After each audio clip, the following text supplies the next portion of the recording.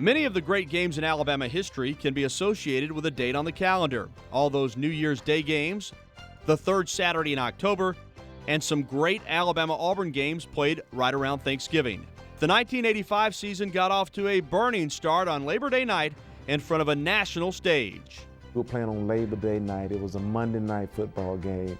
The whole world would be watching. It was ABC National, and they'd done a good job of getting us young guys excited. But going into this game, we had really worked hard in practice on our 2-minute drill. And everyone talks about certain drives where you just, every call you have is just perfect for the defense that they were playing on that snap, and that's kind of how it was. In the midst of this Southern cooked football feast, a South Florida kid and an LA newcomer hooked up to make the 1985 Alabama-Georgia game a Crimson Classic.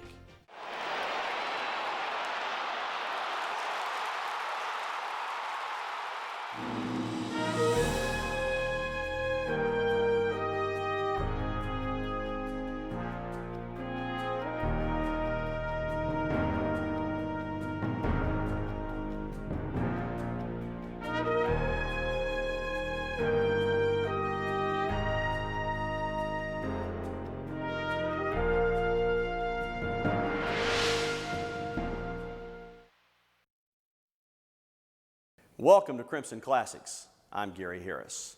In the late summer of 1985, Ray Perkins was preparing his team for what might today be called a make or break season. Perkins was 12-10 in 2 years at Alabama since following Paul Bryant after leaving the NFL's New York Giants for what he called the opportunity of a lifetime. Following Coach Bryant at Alabama had been in the back of my mind for some time, and I remember when I first went to New York, and I gave the press a little outing at my house, and we were on the back deck, and one of the writers, Dave Klein from the New York Star-Ledger, was a sports editor, and Dave asked me on my back porch during this function. He said, "Ray," says, "what if when Coach Bryant steps down, Alabama comes calling?" And I said, without hesitation, I said, well, I'd walk to Tuscaloosa. Perkins had been stocking up on prized recruits his first 2 years, guys like Cornelius Bennett, Kurt Jarvis, Derek Thomas, and the list went on. Expectations were high in Tuscaloosa, but then again, when are they ever low?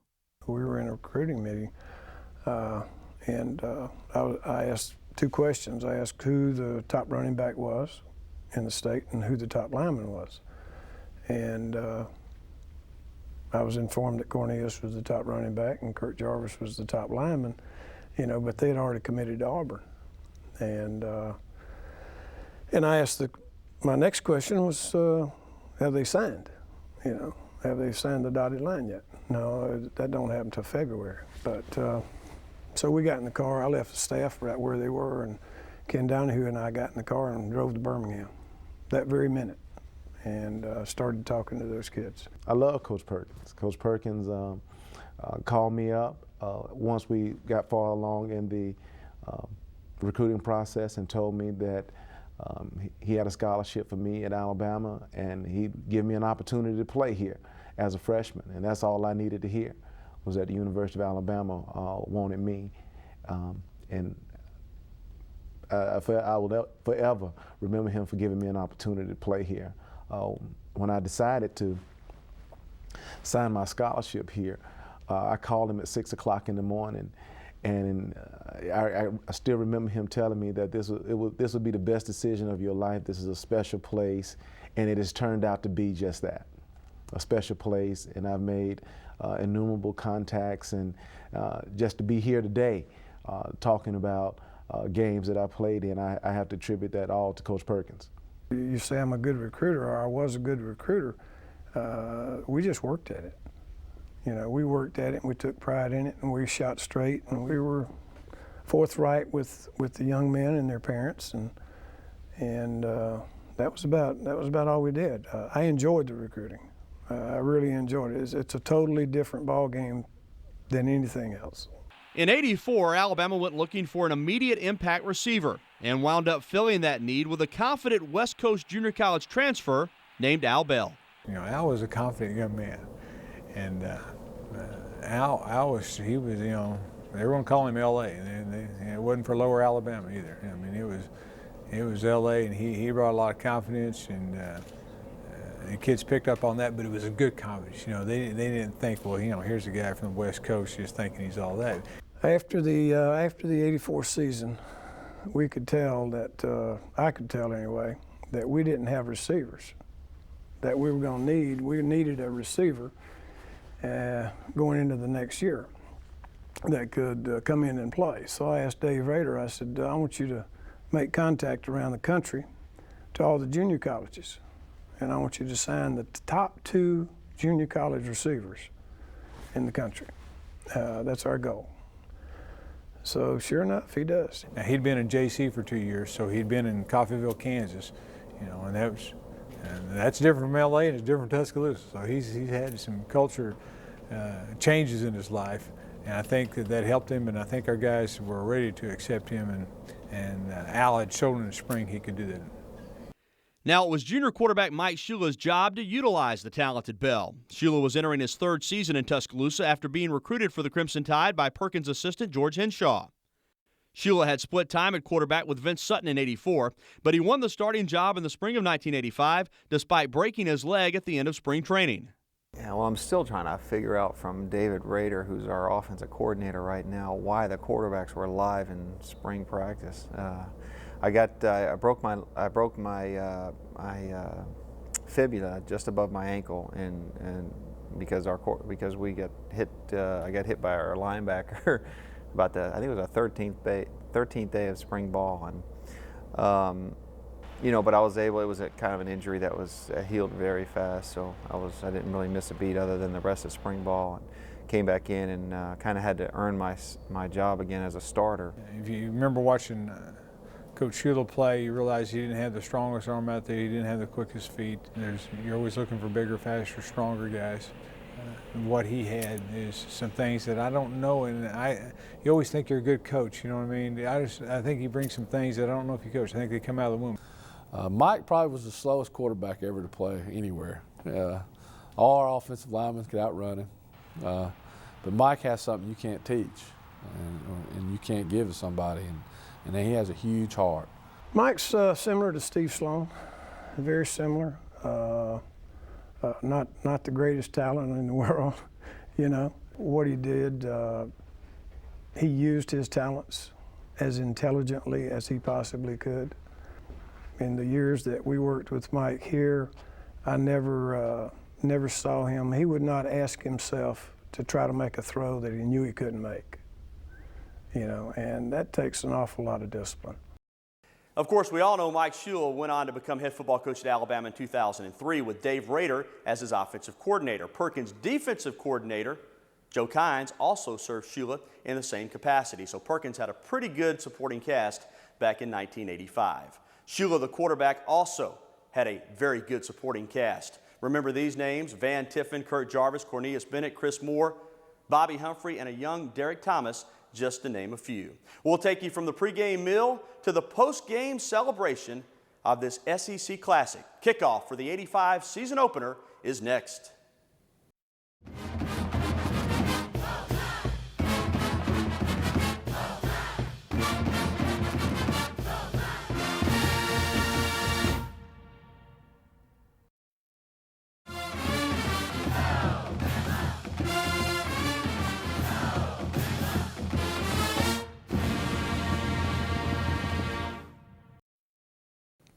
It's pretty clear that Ray Perkins was loved and respected by his Alabama players. Preparation for the 1985 season was meticulous, and it paid off in the end.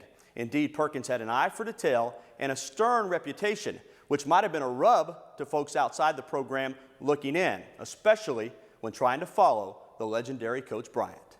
Coach Perkins was a lot different coach than Coach Bryant, of course, you know, but Coach Perkins was, I think, got a bad reputation as far as he didn't handle himself, in my opinion, very well with the press when he first got there. He's under a lot of pressure, I'm sure.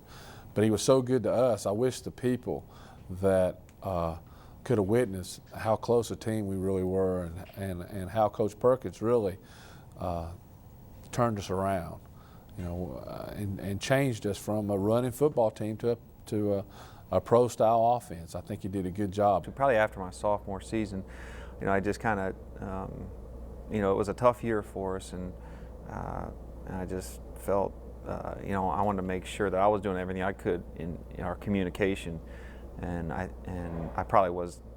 I have a tendency to keep some things in, and I told myself I'm not going to do that anymore. And from that point on, our relationship went from good to great, and it's been that way ever since. And he's a guy that loves the pressure, loves the challenge, is very disciplined, and kind of a hard-nosed type of coach. Perkins, always the perfectionist, left no stone unturned. Not even the preparation of the pregame meal of that 1985 Georgia game escaped Perkins' watchful eye. I said, let's go back to the kitchen. And I wanted to see what kind of steaks we had. You know, we always served the players a nice steak before the game. And we got back there, and I asked to see the steaks, and he showed me this. You know, the steaks were very small, very thin, and I hit the ceiling. You know, I hit the ceiling, and I pulled Rick aside, and Rick Smith, and I told him, I said, I don't care what you have to do, where you have to go, how you have to do it, you know, but I want at least 1.25 inch thick steaks, you know, New York strip steaks, on the plates of these players when they have pregame meal. I don't want them grumbling about, well, what are they serving us for pregame meal, you know? But when we got there, and in the pregame, I'd never seen that many people before. It had to be 60,000 people there just for the warm-ups.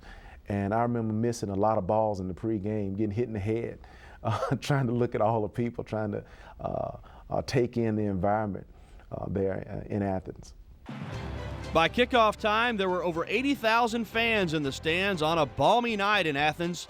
Alabama won the toss and decided to kick off. Tron Jackson and Gary Moss were back to receive the kickoff from Van Tiffin. Jackson got the kick, and that would be a 15-yard penalty against Alabama, setting Georgia up at the 33. Georgia starts the game with a toss sweep to sophomore Lars Tate, and he gets 5 yards before being knocked out of bounds by Wayne Davis. The Dogs try the fullback on second down. David McCluskey ahead for 4 more yards, where Big John Hand hits him, bringing up 3rd and 1. They go back to Tate, but he's hit right at the line of scrimmage. John Hand slips between the pulling guard and the fullback, upending Tate and causing a fumble. Georgia recovered, but had to punt the football away. Ready for his first snap of 1985, Southpaw junior quarterback Mike Shula, still unproven and still doubted by some, led the Crimson Tide offense onto the field. But the game plan in the first quarter was to keep the ball on the ground. Craig Turner ahead for a couple on first down. On second down, Kerry Good gets the call, but he's met by the Georgia defense and dropped, leaving the Tide with a 3rd and 6. Shula shovels it ahead to Craig Turner. 9 yards, and it's Alabama with the game's first down.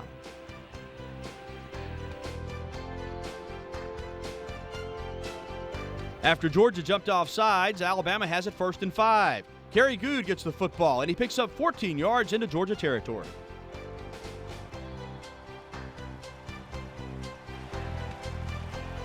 Two carries later, Alabama needed 3 yards on 3rd down. Craig Turner gets the call, and he picks up a couple. So Chris Moore is called on to punt the football away.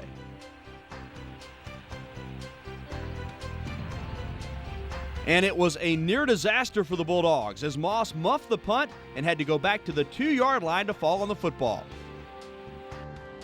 Alabama's defense has Georgia and quarterback Wayne Johnson backed up. It's a sweep to Tate. He's stymied, though, by Randy Rockwell and Joe Godwin.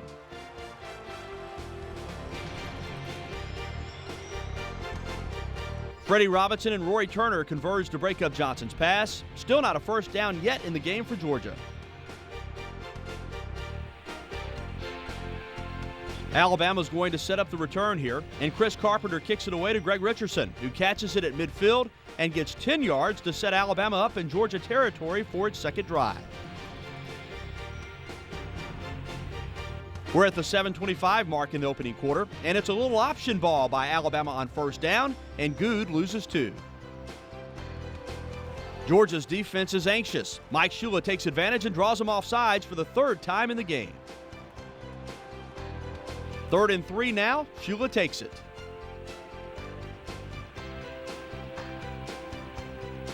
This time, Perkins elects to go for it on 4th and short. It's Chester Braggs over the top for an Alabama first down. Alabama's got it 1st and 10 at the Georgia 28. More Crimson Classics is on the way.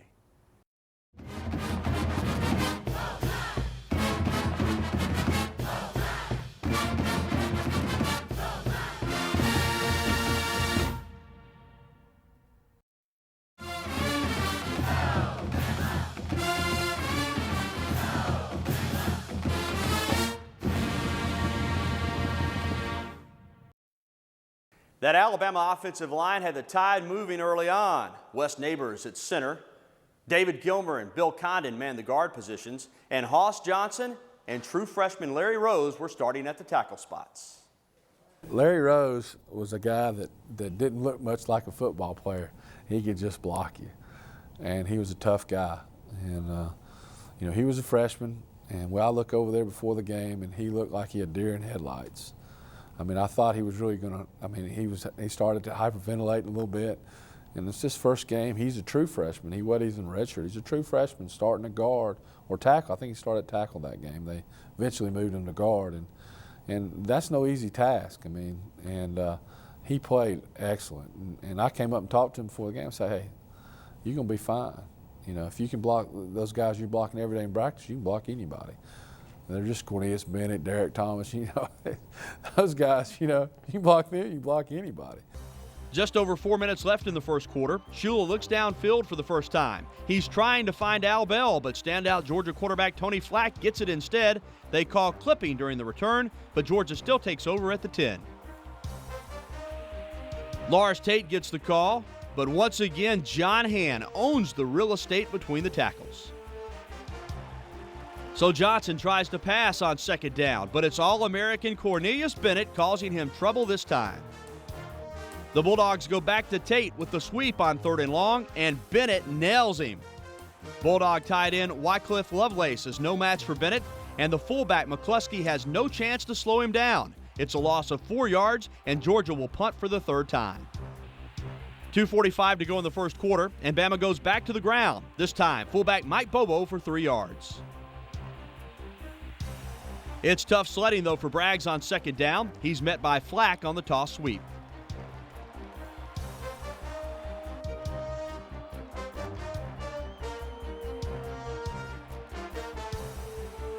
Shula on the option again on 3rd down. Braggs takes the pitch and gets to the sticks for the first down.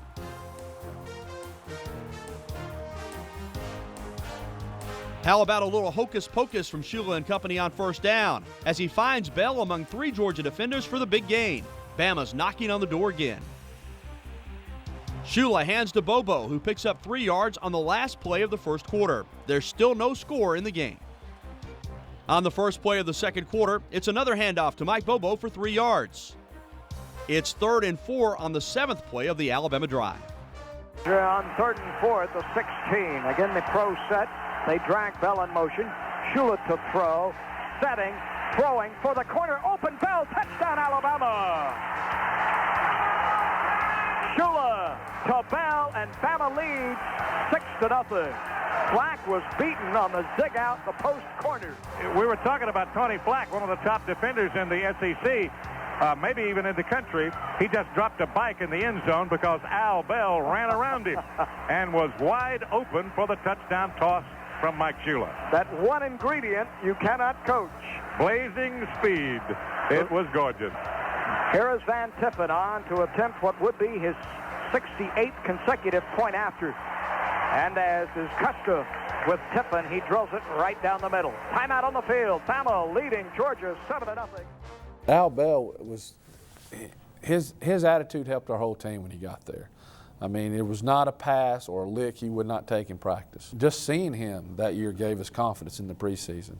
And he was, you know, we didn't have anybody that covered him, so we figured that nobody else would because we had some pretty good defensive backs. And when he was covered, if you threw it near him, he was going to catch it. And that we didn't have that the year before. Georgia takes the kickoff, and on 2nd and 8, Wayne Johnson completes his first pass of the evening, a 7-yard strike to Fred Lane. And on 3rd and 1, Tron Jackson finds a crease and picks up Georgia's first down of the football game. But Georgia still couldn't manage to get the ball into Alabama territory. Johnson overthrows Herman Archie on 2nd down.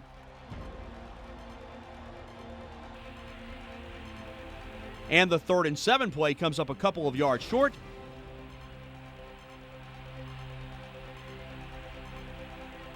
On the Tide's next drive, Bama faces 3rd and 5, and Kerry Gooch slashes through on a counter play to pick up the first down. Alabama is hit with holding and illegal motion penalties in the drive and puts the football on the ground twice. Luckily, a Tide player was able to fall on the ball both times. With 6.5 minutes to play in the first half, Braggs comes up about 5 yards short on the option pitch, and Chris Moore will have to punt it away. In the final minutes of the first half, Georgia turned to James Jackson at quarterback. Jackson was the MVP of the 1984 Citrus Bowl as a freshman, but he had a sprained ankle coming into this game. The Dogs run the option right at Bennett, and Lars Tate picks up a Georgia first down before Rory Turner gets him. An eye set for Georgia. Receivers left and right. In motion, Archie to the far side left. The tailback, Tate, now on the reverse. This is Blaylock coming to the near side with blockers. Alabama breaks it down, takes him down, fumble, recovered by the quarterback in Jackson. And it was Randy Rockwell who opened up the bread basket, and the loaf fell out. And the next time they run the reverse like that, he is going to say, let Lars have it. Because Alabama could not have played that any better. Well coached. Really looked good. 2nd and 15 from its 36. James Jackson to throw. Cranking way down the field for Hockaday, and he's got it at the 25-yard line. And listen to this crowd. This is the first time Georgia has been in Tide territory all night. A holding call puts the Dogs back to the 34, 1st and 20. Jackson finds McCluskey for 13 yards.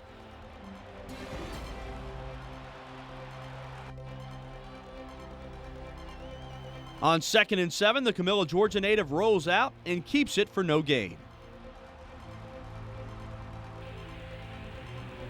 On 3rd and 7, Jackson wants to pass, but he has to tuck it and run instead. This will set the Bulldogs up for a 38-yard field goal as they'll try to get on the board with about a minute and a half to play in the second quarter.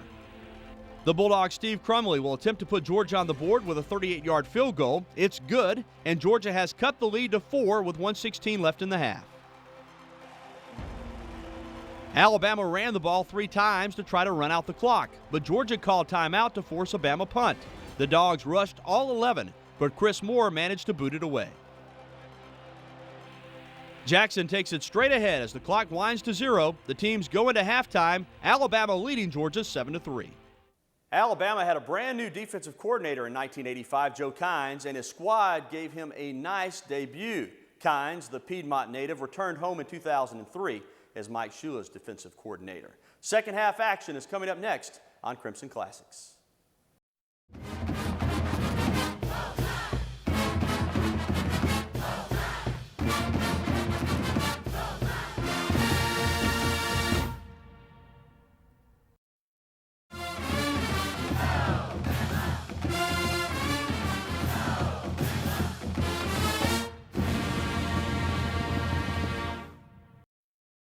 The 1985 Alabama season opener had certainly lived up to national expectations. In the Crimson Tide locker room, however, there had to be mixed emotions. Alabama had dominated the game statistically, but on the scoreboard, only a 4-point lead. Second half action on Crimson Classics. Coach Perkins, his demeanor really never changed. He always had an appearance of calm and control, and that, you know, everything was the way it was supposed to be. I mean, we were ahead. There may have been a few things that we didn't do well, but let's correct those and let's go back out and continue to execute. And if we continue to play our game, that we would we would be successful. The next thing I think you'll see them do, Doug, I think we would love to get the ball to Al Bell. He is exciting. He's got great hands. He can get up and get the ball. He's 6 foot, 170 pounds, and he's got blazing speed. We've got to get the ball to Al Bell, I believe. Crumley kicked off to Braggs. Alabama would start the second half on offense at its own 18-yard line.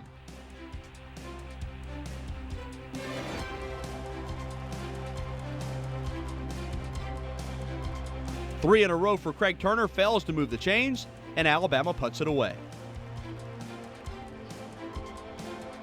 The third quarter of this game would turn into a punting contest. Alabama interfered with the catch on this play. Georgia goes 3 and out, and Chris Carpenter kicks it back to Alabama. 3 running plays, 2 by true freshman Gene Jelks, and the other by Turner, net 9 yards. That means another punt for Chris Moore.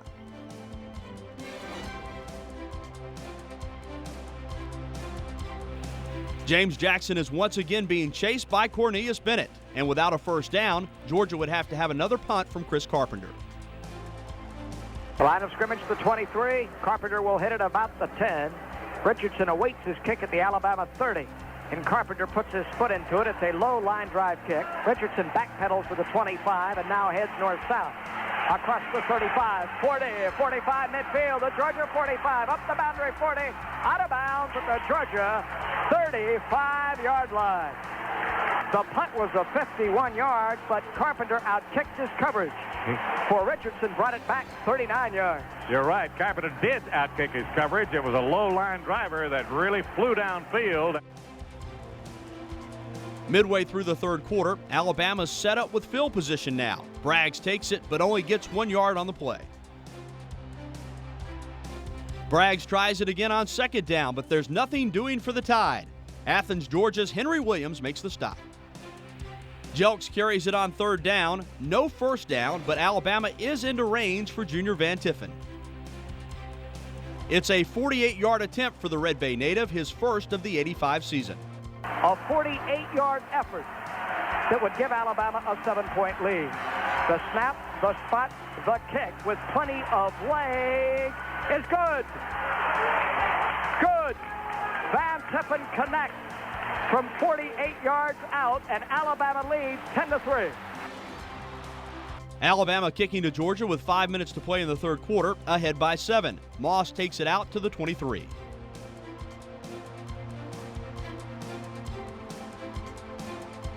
On first down, McCluskey carries it ahead, but Kurt Jarvis grabs him by the shoestrings, holding it to a 3-yard gain. James Jackson fakes the toss right and takes off. He has 10 yards before Vernon Wilkinson brings him down. Jackson uses the wheels again, rolls to his right, but fires incomplete. Lars Tate and Big John Hand get reacquainted. That'll bring up 3rd and long for the Dogs. John Hand would finish the game with 5 tackles, including 1 for a loss. Cornelius Bennett comes up with a cramp on this hot, muggy night. He would go off and be replaced by a freshman named Derek Thomas. Jackson, being chased by Larry Roberts this time, escapes back to the line of scrimmage. Another punt upcoming for Georgia.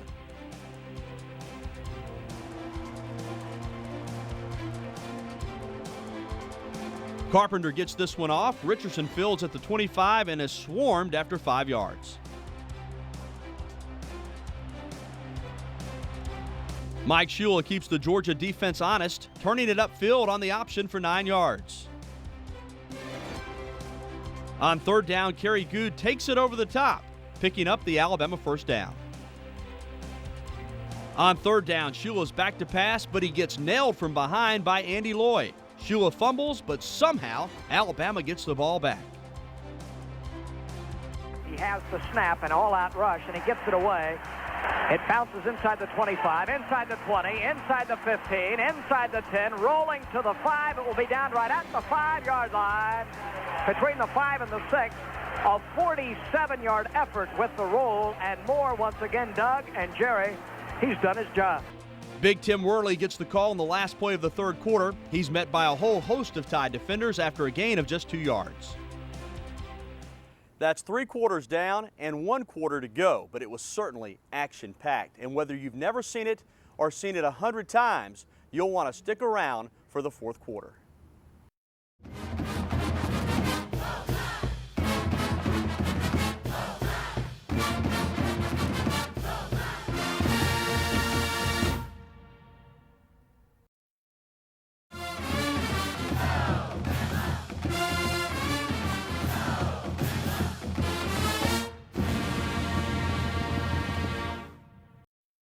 So here we are with 3 quarters down, 1 to go, and Alabama leading Georgia 10-3. In case you haven't been keeping count, Mike Shula had only thrown the ball 4 times through 3 quarters. None of those passes hit the ground. 3 completions, 1 touchdown, and 1 interception for Shula heading into the fourth quarter. We ran the ball mostly, I think, because our head coach probably didn't have too much confidence in his quarterback. He couldn't throw it very far. Shula would get his chance, but before that, Georgia quarterback James Jackson goes long on first down. Jackson shows a strong arm, but Rory Turner was running stride for stride with Cassius Osborne. Alabama's defense holds yet again, and Carpenter is out for his 8th punt of the game. Greg Richardson is swarmed under at the 34 on the return. Craig Turner breaks out with a 14-yard run to give Alabama some field position. On the year, Craig would rush for 480 yards and 4 touchdowns. Alabama with the ball in the lead at its 48. Bootleg near side, Shula cranking, firing down the field, cut by Chandler, a diving grab at the 35, 34-yard line, and down he goes. First down Alabama on its very first passing attempt of the second half. On first down from the 35, Turner takes it up the middle to the Bulldog 30. Bill Mitchell and Henry Harris are on the spot on second down, stopping Turner at the line of scrimmage. On third down, Shula looks to the air. Al Bell is there, but the pass is knocked away by John Little. Van Tiffen on to attempt a 47-yard field goal out of Abney's hole. Angled to his right on the left hash. The kick is in the air with plenty of leg, and I believe he pushed it right. Yes, he did. He misses one. It wasn't long before Tiffen would get a shot at redemption, however. Tim Worley fumbles the pitch right into the arms of the waiting Cornelius Bennett.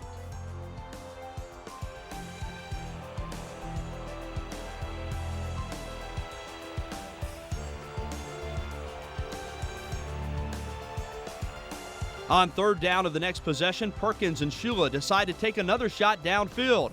Al Bell's got Tony Moss beat, but comes down with it just out of bounds. Bell's right foot rests just on the line. The Bama offense couldn't get a first down, and Tiffen was back on less than a minute after the last miss. This time, though, he connects on the 41-yarder. Alabama takes a 13-3 lead. Georgia took the ball with 8.5 minutes left, and on first down, Ricky Thomas is there to turn back Tron Johnson. Johnson passes to Wycliffe Lovelace on second down, 2 yards shy of the first. Joe Godwin and Randy Rockwell on the tackle. On third down, Johnson goes back to pass, but turns it up for 1 yard. Alabama's got Georgia in another fourth down situation. Tate gets the call. He doesn't get much, but has just enough for the crucial first down. Now Georgia's going to the air. Johnson hits Herman Archie over the middle into Alabama territory.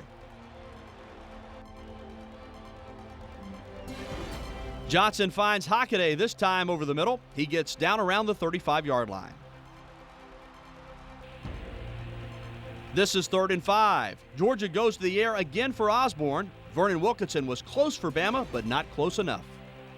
Hockaday gets the call again, and with 4 minutes, 21 seconds to play, Georgia pulls to within 3 after a 10-play drive.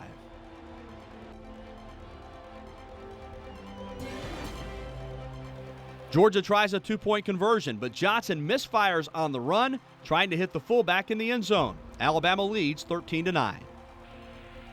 Alabama's trying to get that last 4:21 off the clock, so the Tide sticks with its man Turner on first down, who picks up 3 tough yards. Kerry Good gets the next call, nothing fancy, up the middle for 4 yards.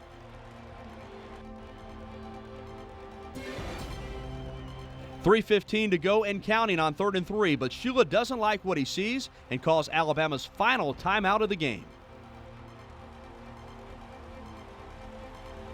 Shula resets the offense on 3rd down and then decides to keep it himself, turning up to get just past the sticks for the first down. Look again and you'll see Turner with the picture-perfect block to make the way for Shula. Bama was slow to the line on first down and would take a delay of game. So on 1st and 15, Good is stuffed at the 26. Coach Perkins is forced to play it conservative, and this 3rd down shovel pass brought up 4th and 9 from the 33. 1 minute and 4 seconds remained when Georgia used its second timeout. Is responsible for snapping it back to Georgia native Chris Moore, who wears the crimson and the white. Moore hits it, it's blocked. It is blocked by Georgia. Rolling inside the 5, into the end zone. Georgia scores.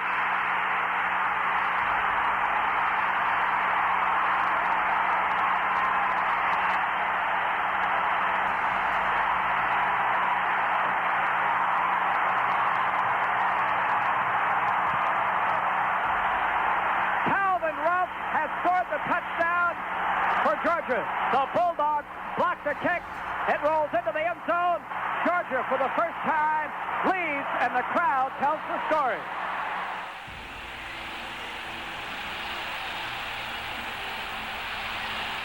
Freshman Terry Webster blocked the punt, and Calvin Ruff recovered in the end zone. Following the point after touchdown, Georgia led with less than a minute to go. But as you might expect, there were plenty of fireworks left. The final 50 seconds of this Crimson Classic are next.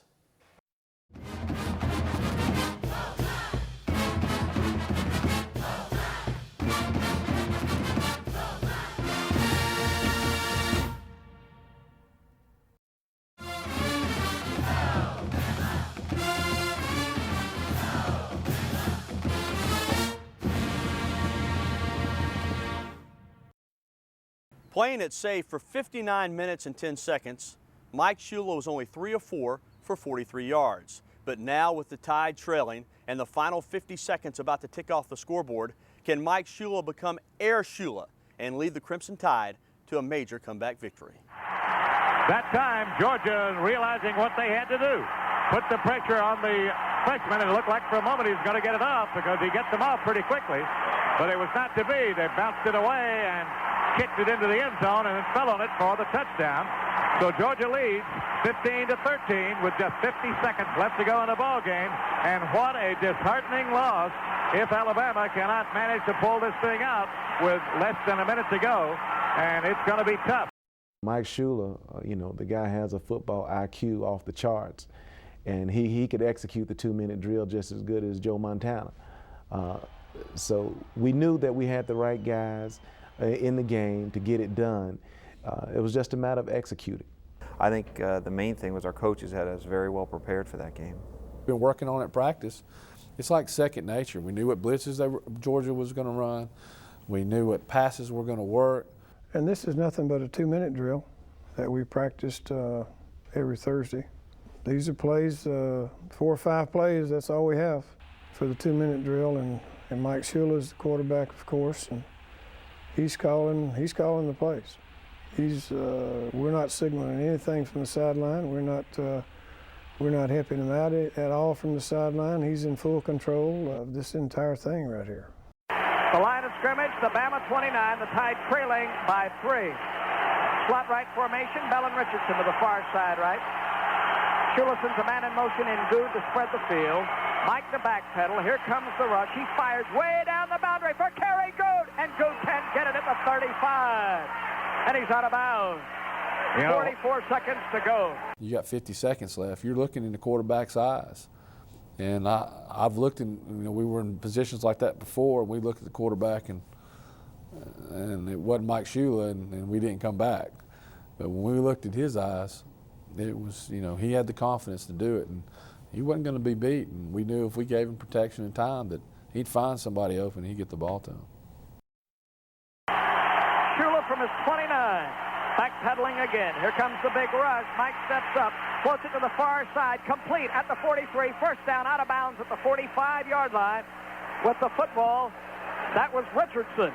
That quiets the crowd with 36 seconds to go. And everyone talks about certain drives where you just, every call you have is just perfect for the defense that they were playing on that snap, and that's kind of how it was. We had 4 calls in that drive, and all 4 of them were picked up blitzes that Georgia was bringing, or were perfect for coverages, and he just did a great job of anticipating what they were going to play coverage-wise.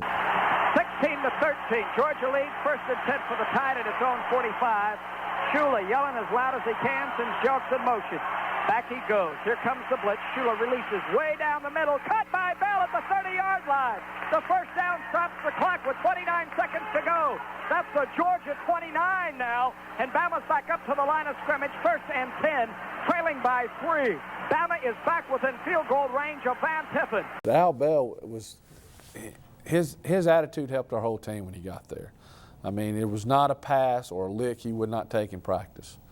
And he would get up and flick the ball like that to the, and I think our defensive backs would just look at him. I mean, it looked like a ball was going to be overthrown, and next thing you know, he'd jump up, catch it, take the lick, throw the ball, and run back to the huddle. And just seeing him that year gave us confidence in the preseason. And here is Mike. The clock begins to tick. Shula to throw. Setting, looking, releasing to the boundary. Open, out of bounds, 18-yard line. Richardson, 20 seconds to go. What a game. What a football game, and what a comeback by Alabama. Plenty of time left, 20 seconds. Tide's going for the touchdown. Georgia now getting a little worried. And I actually saw Al breaking up on the next play, breaking open, and I could hear other people saying, throw it, throw it, throw it. And I was saying, throw it, throw it, throw it, because Al was going to be so wide open. A touchdown to win it. And in motion, Bell, Shula to throw. Big rush. Mike looking, firing into the end zone. Touchdown, Alabama! What a tremendous play. Touchdown, Alabama! No flag! Bama leads! Bama leads! Bama leads! Bless you, Mike Shula! Alabama leads with 15 seconds to go! They were going to blitz, and we had everyone picked up, and we had one-on-one coverage in the middle of the field with no one else back there. And you know, Al Bell had beaten his defender all night long, so it was an easy play to execute. When Al ran the route, you can still see, there was the din of the crowd and Al coming across in motion, and we knew exactly what at that moment when we saw him coming across, for the touchdown, we had the coverage we thought we were going to get, and we knew the matchup we had Al at an advantage, and it was we knew they were going to expect Al going right, and Al was going to end up going left, and the poor defensive back was not going to win. He didn't know it, we knew it. Al was going to turn him around, and Mike was going to lay it in there, because they'd done it time and time again in practice, and the timing was good, protection was good. Al comes across, boom, the ball's gone. And yay, Alabama, Crimson Tide. We win the ball game. Georgia, I noticed here in the films that Georgia's on the sideline giving high fives and stuff like that, and that's not something you want to do until the last whistle blows. Greg Richardson is 17. There he is. He gets out of bounds, does a nice job. It's a nice throw by Mike. It's a great catch by Al Bell. Al Bell, getting him out of junior college and coming in and being the great player that he was for us was a big boost. Get him squared away there, Mike. Make a throw here. Get out of bounds again. Good job, Greg Richardson. I would venture to say that all those guys knew that we were going to take it down and score. And, I mean, that's just how you have to think. Al Bell slips through there and runs what we call a little seam pass. He makes the catch into the end zone, and we win the game. Van Tiffin will come on and add the extra point, but Look at those guys, how excited they are. Alabama leads with 15 seconds to go. Is that not the most unbelievable thing you've ever seen? And Van Tippen will attempt the point after. Very big. This eliminates the possibility of a field goal to tie. It's in the air. It's perfect. It's a 20-16 ball game. Bless you, Mike Shula. Bless you, Mike Shula. One of the most famous radio calls and one of the best comebacks in Crimson Tide football history. Alabama went on to finish 9-2-1 in the 1985 season and 10-3 in 1986. Mike Shula later said that comeback at Georgia had a major impact on his quarterbacking at the University of Alabama.